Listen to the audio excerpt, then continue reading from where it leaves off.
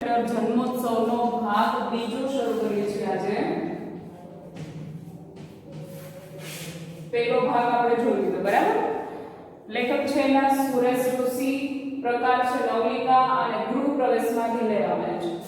આગલા ભાગ 1 માં આપણે જોયું કે જન્મોત્સવ વાર્તામાં નવલિકામાં બે વાર્તા છે એકી સાથે ચાલે છે. એક છે કે જે અસીત દ્વારા રચવામાં આવેલી માયાજાળ, બરાબર, કે જેમાં કૃષ્ણ જન્મોત્સવનું વર્ણન કરેલું છે. કૃષ્ણનો જન્મ કેવી રીતે થાય છે એ બતાવેલું છે. મંદિરમાં કઈ કઈ મંડળીઓ આવેલી છે, વૃંદાવન દાસ ને એની મંડળી, બાકીના બધા લોકોની વાત કરવામાં આવી છે. બીજી વાર્તા એ થાય છે કે એક ઝૂંપડપટ્ટીમાં જન્મ લેતા કિશન, બરાબર. બે વાર્તામાં એ વસ્તુ બતાવે છે કે કિશનના જન્મ માટે કોઈ રાજી નથી હોતું એના ઘરના સભ્યોમાંથી, જ્યારે કૃષ્ણ જન્મોત્સવ માટે આખા દેશમાં તહેવારનું વાતાવરણ છે રચાઈ જતું હોય છે, બરાબર. તો નવજાત બાળકની જે કરુણતા છે એ કરુણતાને ચેપ્ટરની અંદર વર્ણવેલી છે. આજે ભાગ 2 માં આપણે પેજ નંબર 88 ઉપર જોઈએ છીએ બીજો પેરેગ્રાફ, બરાબર. ચાલો, ઘડિયાળના બે કાંટા ભેગા થતા. આગલા પેરેગ્રાફમાં એવું આપેલું છે કે વરસાદ છે વરસી રહ્યો છે અને કિશનનો જન્મ છે એ થઈ ચૂક્યો છે. વાતાવરણને વિંધતા કિશનની જે કિલકારીઓ છે, રુદન છે એ ગુંજી ઉઠે છે. આગલા પેરેગ્રાફમાં આપણે એ જોયું, બરાબર. ઘડિયાળના બે કાંટા ભેગા થતા સાથે જ કિનખાબનો લાલ પડદો સર કરતો ને સરકી ગયો. આકાશમાંથી તેજનો પુંજ અવતરતો હોય તેમ ઝબકાર થયો. કિશનનો જન્મ થઈ ચૂક્યો છે. હવેના પેરેગ્રાફમાં આપે છે કૃષ્ણ જન્મોત્સવ. ઘડિયાળના બે કાંટા ભેગા થતા મતલબ કે 12 વાગી ગયા છે, રાતનો સમય છે અને આકાશમાંથી કોઈ એવો તેજ પુંજ, બરાબર, એવો કોઈ પ્રકાશનો ગોળો છે એ આવતો હોય એવું લાગે છે. દેવકીના ખોળામાં બાળકને રૂપે એ તેજ પુંજ ઝૂલવા લાગે. એ તેજ પુંજ છે એ દેવકીના ખોળામાં આવે છે અને એમાંથી કૃષ્ણનો જન્મ થાય છે. એટલો પ્રકાશ છે એ ફેલાઈ જાય છે કૃષ્ણના જન્મ વખતે. કારાગૃહના અંધકારમાં એ તેજ પુંજ એટલે કે પ્રકાશનો ઝળહળાટ અજવાળું પાથરતો હતો. ઘડીક બહારનો ઝબકારો અંદર ડોક્યું કરી જતો હતો. કયો બહારનો ઝબકારો? તો કે વરસાદ આવે છે અને સાથે જે વીજળી ઝબૂકે છે એ વીજળીની વાત કરવામાં આવી છે, બરાબર. એકાએક કાંસા, ઝાલર, મંજીરા અને શંખનો ત્રુમૂલ ધ્વનિ. ત્રુમૂલ એટલે કે યુદ્ધ કરતા હોય એવો એકી સાથે બધું વાગે છે. આરતીનો સમય થાય છે અને જાણે કે આ બધા જ બાજુનો એકબીજાની સાથે યુદ્ધ કરતા હોય એવો ત્રુમૂલ ધ્વનિ, બરાબર. પૂછાય છે એટલે અંડરલાઈન કરી અને લખી નાખજો. ધ્વનિ થયો. બહાર બેઠેલા રામદીન શરણાઈ વાળાએ પ્રભાત નહોતું થયું છતાં બીભાસના સૂર છેડ્યા. બીભાસના એટલે કે સવારમાં જે ગવાય છે ગીત એ રાગનું નામ છે બીભાસ. અને પ્રશ્ન આપણે આવે છે કે સવાર નહોતું થયું છતાંય બીભાસના સૂર છે કોણે છોડ્યા? તો રામદીન શરણાઈ વાળાએ. અને એ પણ પૂછાય છે કે રામદીન શરણાઈ વાળાએ કયા સૂર છેડ્યા? તો કે બીભાસના. કૃષ્ણ જન્મના રંજન કાર્યનું એક પર્વ પૂરું થયું. રંજન એટલે કે આનંદનું, પર્વ એટલે કે પ્રકરણ છે એ તહેવાર છે પૂરો થઈ જાય છે કૃષ્ણ જન્મનો. ઝૂંપડાની દુનિયા સળવળી ઉઠી હતી. જન્મ થઈ ચૂક્યો હતો. જુદા જુદા અવાજો સંભળાતા હતા. દેવજી હું કહું છું એમ કરે એમાં કાનજીનું કંઈ કામ નહીં, એવો એક અવાજ આવે છે. કિશનનો જન્મ થઈ ગયો છે ઝૂંપડામાં. ત્યાં અવાજ આવે છે કે દેવજી હું તને જેમ કહું છું એમ કર, કાનજીનું કંઈ કામ નથી.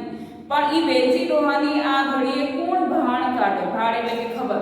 વેલજી ડોસો એટલે કે જે જગ્યાએ બાળકને લઈ જાય છે એ ડોસાના ઘર એ ભાઈનું નામ છે, બરાબર, વેલજી. એની ખબર અત્યારે કોણ કાઢશે એમ કે છે. લો તારે એમને કહો કે તમે જ જાઓ ને મારા ભાઈ. એક કામ કરો એમ કે છે. જો દેવજી અને કાનજી અંદરો અંદર બાકીના વાત કરે છે કે ભાઈ દેવજી વેલજી ડોસાને ત્યાં જાવ છે તો એક કામ કરો,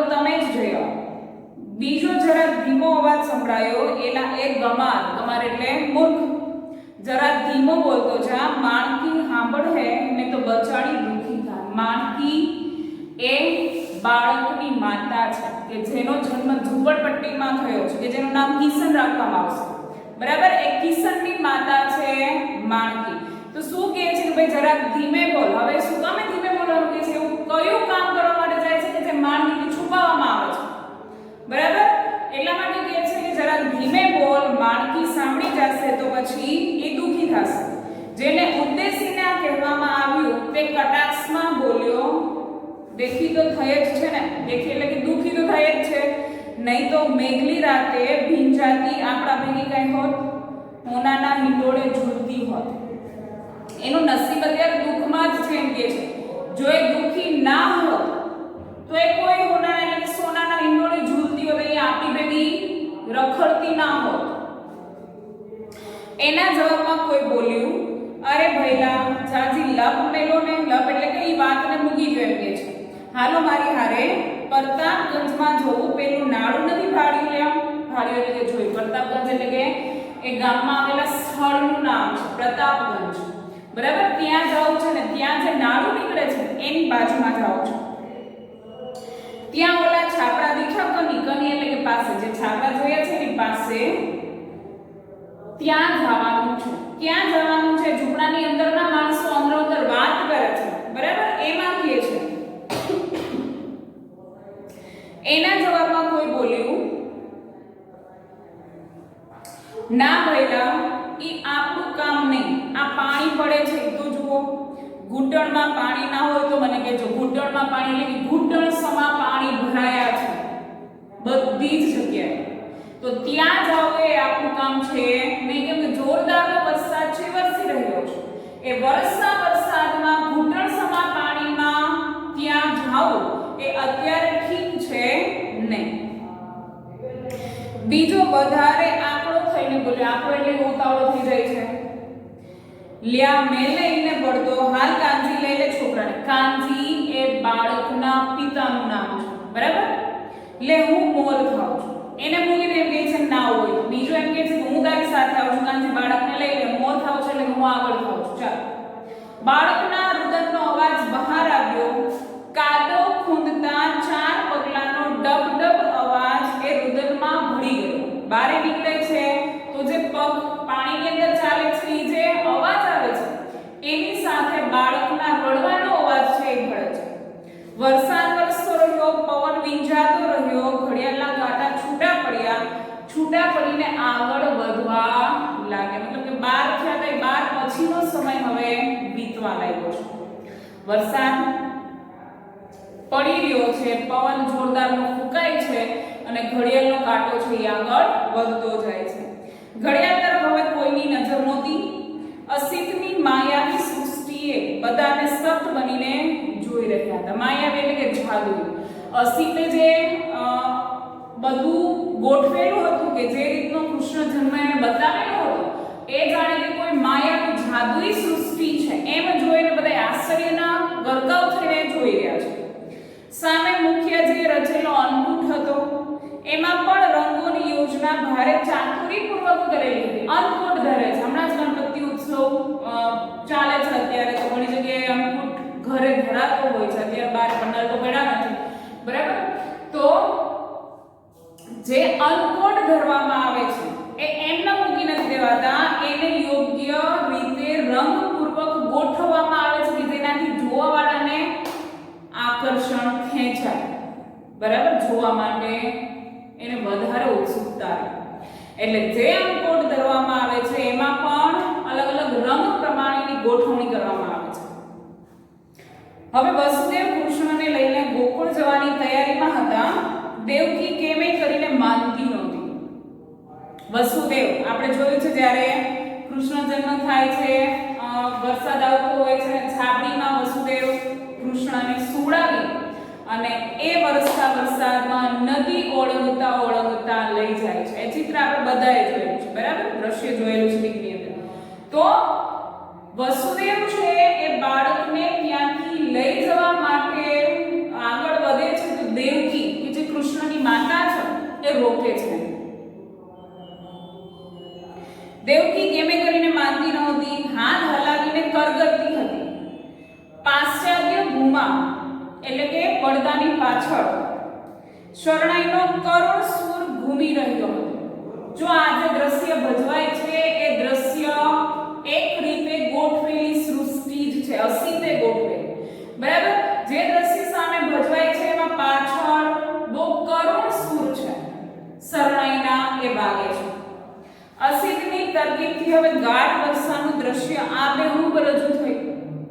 જેલની બહાર નીકળે છે વસુદેવ, બરાબર, એ દ્રશ્ય જ્યારે આવી ગયું ત્યાર પછીનું દ્રશ્ય આવે છે કે ગાઢ વરસાદ, જોરદાર વરસાદ પડે છે. આખરે વસુદેવે કૃષ્ણને હાથમાં લીધા, છાપમાં ઝાડીને મૂક્યા, અંગૂઠો ધાવતા વટપત્ર એટલે કે વડનું મોટું પાંદડું એમાં સુડાવેલા હતા. બરાબર, સુતેલા ભગવાનના મોઢા પર ભુવન મોહન હાસ્ય હતું. ચાલો, જ્યારે છાપમાં સુડાવી અને વસુદેવ છે એ કૃષ્ણને લઈ જાય છે ત્યારે કૃષ્ણના મુખ ઉપર કેવું હાસ્ય હતું એવો પ્રશ્ન પૂછાય છે. તો ભુવન મોહન એટલે કે દુનિયાને મોહ પમાડે. બરાબર, ભુવન મોહન એટલે શું? તો કે દુનિયાને મોહ પમાડે એવું હાસ્ય છે જોવા મળે છે. વસુદેવ આગળ ચાલ્યા. કાંજી ને દેવજી, જો અહીંયા એક પેરેગ્રાફ પૂરો થાય છે જ્યાં બાળક કૃષ્ણનો જન્મ થાય છે અને વસુદેવ એને લઈ અને નદી ઓળંગીને લઈ જાય છે. કાંજી ને દેવજી આગળ ચાલ્યા, ઘૂંટણ સમા પાણીને ડહોળતા આગળ ચાલ્યા. જો અહીંયા પણ એ જ પરિસ્થિતિ ચાલે છે. વસુદેવ છે કૃષ્ણને લઈ જાય છે. અહીંયા કાનજી અને દેવજી પણ બાળકને વરસાદમાં ઘૂંટણ સમા પાણીમાં ક્યાંક લઈ જાય છે. શેના માટે જોશું આપણે? બાળકના રુદનનો ભાર ઉચકીને આગળ ચાલ્યા. માણેકના કરુણ ચિત્કારે એમનો પીછો પકડ્યો તોય આગળ ચાલ્યા. ચિત્કાર એટલે કે ચીસ. માણેક છે કરુણ રીતે રડે છે, ચીસો પાડે છે, પણ એની કોઈ જ વાતને ધ્યાનમાં લેવામાં આવતી નથી. એ બાળકને લઈ દેવજી અને કાંજી આગળ ચાલ્યા જાય છે. ઘૂંટણ સમા પાણીને ખૂંદતા કાંજી અને દેવજી આગળ ચાલ્યા. માણેકની ચીસ એમની પાછળ ને પાછળ દોડતી આગળ ચાલી. ઘડિયાળના કાંટા એકબીજાથી છૂટા પડીને આગળ ચાલ્યા. ત્યાં દેવકી ના પાડે છે પોતાના બાળક કૃષ્ણને લઈ જવા માટે. અહીંયા માણેક રોકે છે પોતાના બાળક કિશનને લઈ જવા માટે. બે જગ્યાએ દ્રશ્ય સરખું જ આવે છે. બરાબર, પણ એક જગ્યાએ દ્રશ્ય આનંદના ભાવરૂપે રજૂ કરવામાં આવેલું છે, જ્યારે બીજી જગ્યાએ દ્રશ્ય કરુણતા આલેખે છે.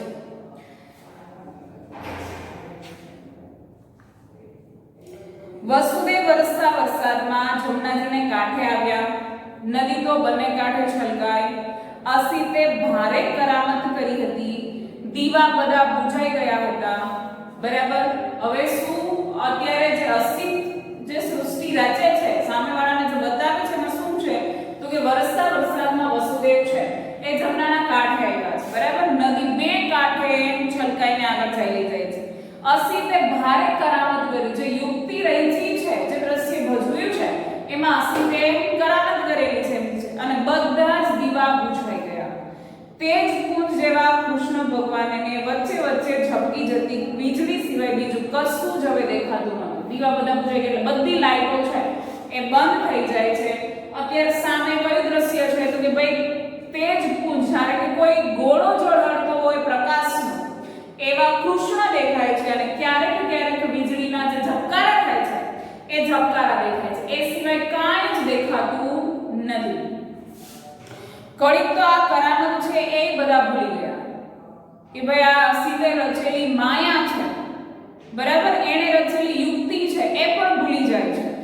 જયવતી શેઠાણી તો હાથ જોડીને ભક્તિભાવથી ઊભા જ થઈ ગયા. વસુદેવ જમનાના પાણીમાં પ્રવેશ કર્યો ના કર્યો ત્યાં તો એકદમ પાણીને ડહોળતો સર્વ કરતોકને અવાજ આવ્યો. વસુદેવ છે એ પાણીમાં જમના નદીમાં જાય કે ના જાય એ ભેગા જ સર્વ કરતોકને એક અવાજ આવે છે. બધા ઘડીભર ચમકી ગયા. કૃષ્ણ ભગવાનને માથે નાગે છાયા કરી. બરાબર, કે એ જે વરસાદ પડે છે એ વરસાદમાં કૃષ્ણ પલળી ના જાય એટલા માટે નાગ આવે છે નદીની અંદરથી અને એ નાગ છે એ પોતાની ફેણથી છાયા કરી દે છે કે જેનાથી કૃષ્ણથી પૂંજાય નહીં. ભક્તોએ હાથ જોડ્યા. બીજા કુતૂહલથી વિસ્ફારિત નેત્રે એટલે કે આંખો પહોળી કરીને આશ્ચર્યચકિત છે જોઈ રહ્યા અને વસુદેવ આગળ વધતા રહ્યા. આ જે દ્રશ્ય ભજવાઈ રહ્યું છે એ દ્રશ્યને જે લોકો જોવે છે એ એકદમ આશ્ચર્યથી જોવે છે કેમ કે એને ક્યારેય આ જે દ્રશ્યની સામે ભજવાય છે એ રીતનું નહોતું જોયેલું હશે કે જે વીજળીની કરામતથી લાઇટની કરામતથી જે કે દ્રશ્ય આબેહૂબ ત્યાં ભજવે છે પડદા ઉપર, બરાબર, જે રીતની ગોઠવણી અને લાઇટિંગના આધારે કરેલી છે એ બાકીના માણસોએ ક્યારે જોયેલી હતી નહીં. બરાબર, આ ભાગ બીજો છે, આપણે અહીંયા સુધી રાખીએ છીએ. આગલા લેક્ચરમાં આપણે ભાગ ત્રીજો જોઈશું. બરાબર, ત્યાં સુધીમાં એવું લાગે તો પાર્ટ 3 રીડ કરી નાખજો. પહેલેથી જેટલો ચાલ્યો છે એટલો, એટલે ના સમજાતું હોય જો કે એવું કઈ પાઠમાં છે જે સમજાઈ જશે, પણ લેક્ચરની સાથોસાથ તમે ટેક્સ્ટ બુકમાં પણ રીડ કરતા જશો તો એકદમ મગજમાં બેસી જશે. બરાબર, ચાલો આ લેક્ચર અહીંયા સુધીનો રાખીએ છીએ. આગલા લેક્ચરમાં આપણે આગળનો ભાગ ત્રીજો શરૂ કરીશું. Thank you.